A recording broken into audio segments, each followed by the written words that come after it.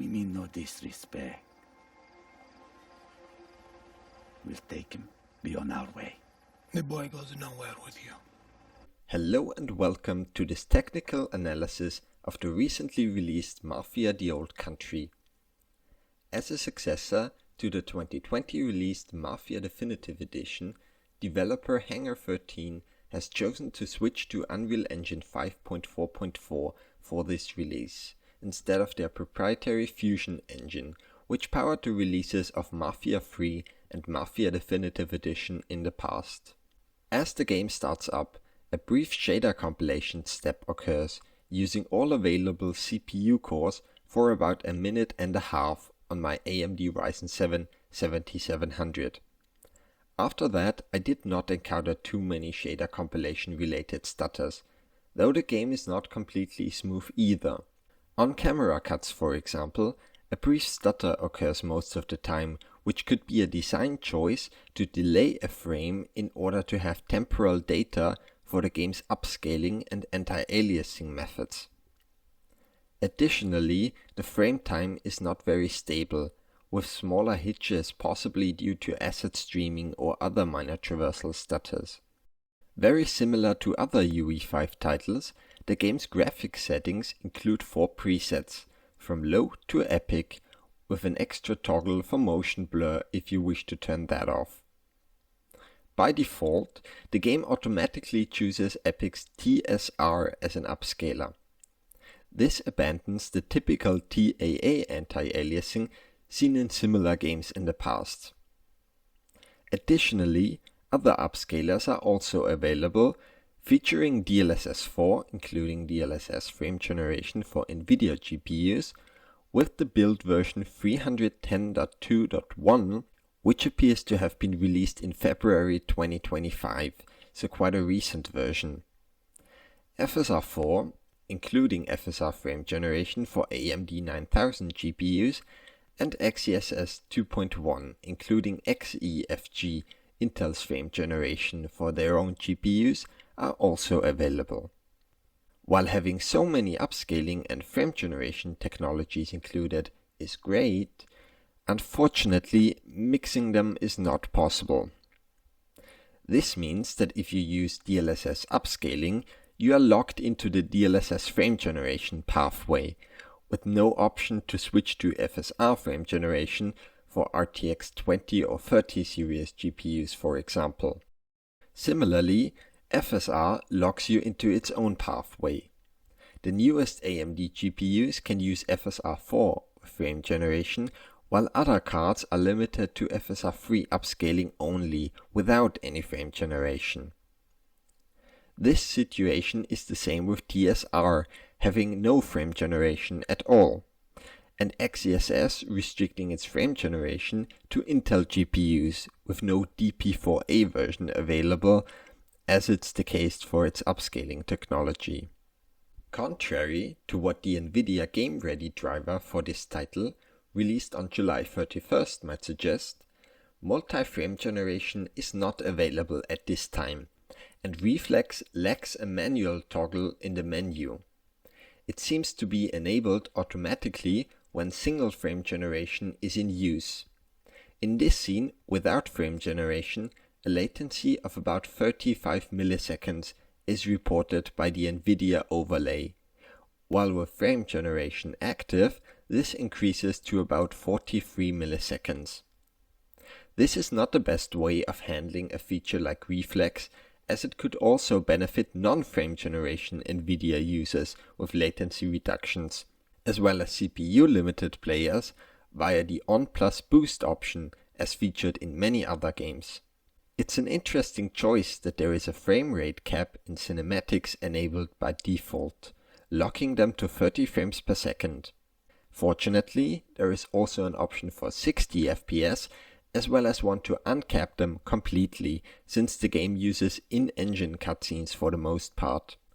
As for the stability of these in-game caps, I would recommend using a third-party program like RTSS instead, as especially the 30 FPS cutscene limit is quite poorly paced, delivering anything but a smooth frame time graph, something easily achievable with the level of hardware I'm testing this game on. Now let's look at image quality overall. Mafia: The Old Country is a gorgeous looking game, featuring highly detailed assets and textures, as well as UE5's Lumen and Nanite. In combination with motion captured cinematics, this makes the game very true to the Mafia series. A cinematic, third-person, narrative-focused action-adventure with great visuals. Cutscenes blend in with gameplay sections similar to Red Dead Redemption 2, with black bars fading in and out seamlessly. Hold your tongue, Caruso, if you want to keep it. If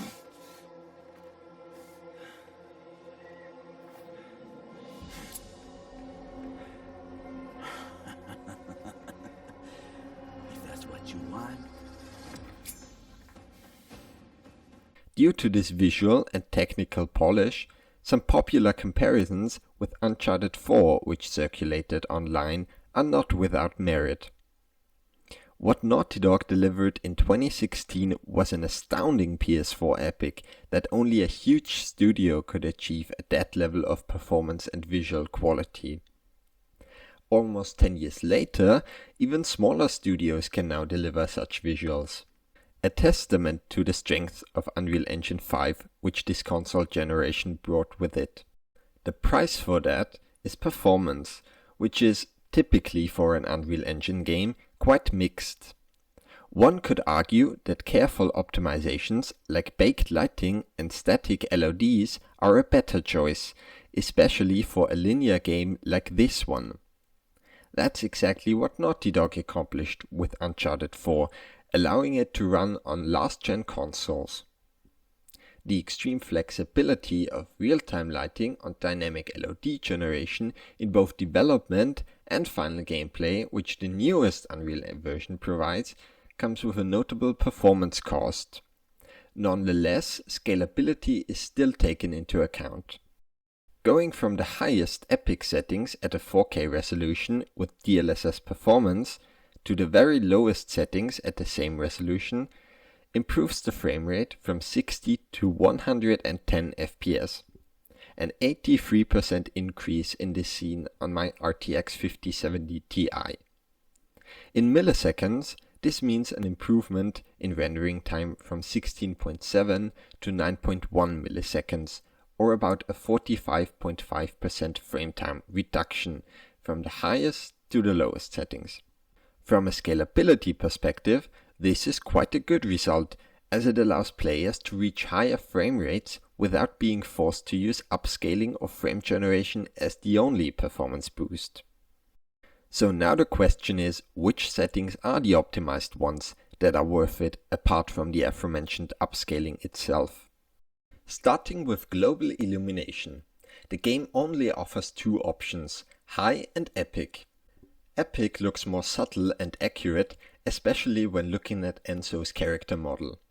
High, on the other hand, makes foliage look a lot darker, which in some cases can even look more pleasant, although certain objects, like the stones behind the broken fence, are not shaded at this setting.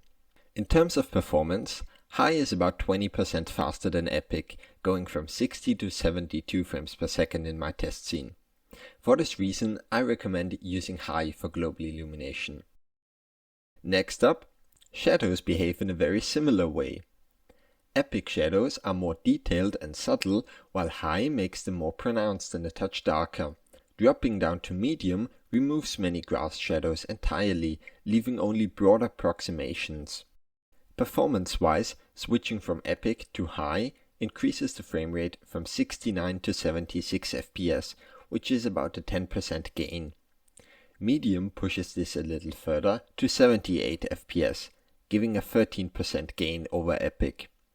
For shadows, I recommend high. Moving on to reflections, in a game like this, reflections aren't the star of the show, but they are still worth checking. On epic, the game runs at 84 FPS in this scene. Switching to high reduces the strength of reflections, but increases performance slightly to 86 FPS, which is about a 2% gain. Medium and low look almost identical to each other, with reflections almost completely removed. They both give a performance boost to 89 FPS, which is about a 6% improvement over Epic. For reflections, I recommend sticking to high or using Epic if you have performance to spare. View distance is one of the settings that require a checkpoint reload to apply. The difference between Epic and far is subtle in this scene, with far running at 66 FPS compared to 62 on Epic, a 6% improvement. Medium already hides some medium distance foliage and strangely performs a little worse than high. The near setting also removes grass that's quite close to the camera, therefore my recommendation is to set view distance to far for the best balance of visuals and performance. For textures, the game technically has 4 settings, but Epic and high are identical, as well as medium and low are identical as well.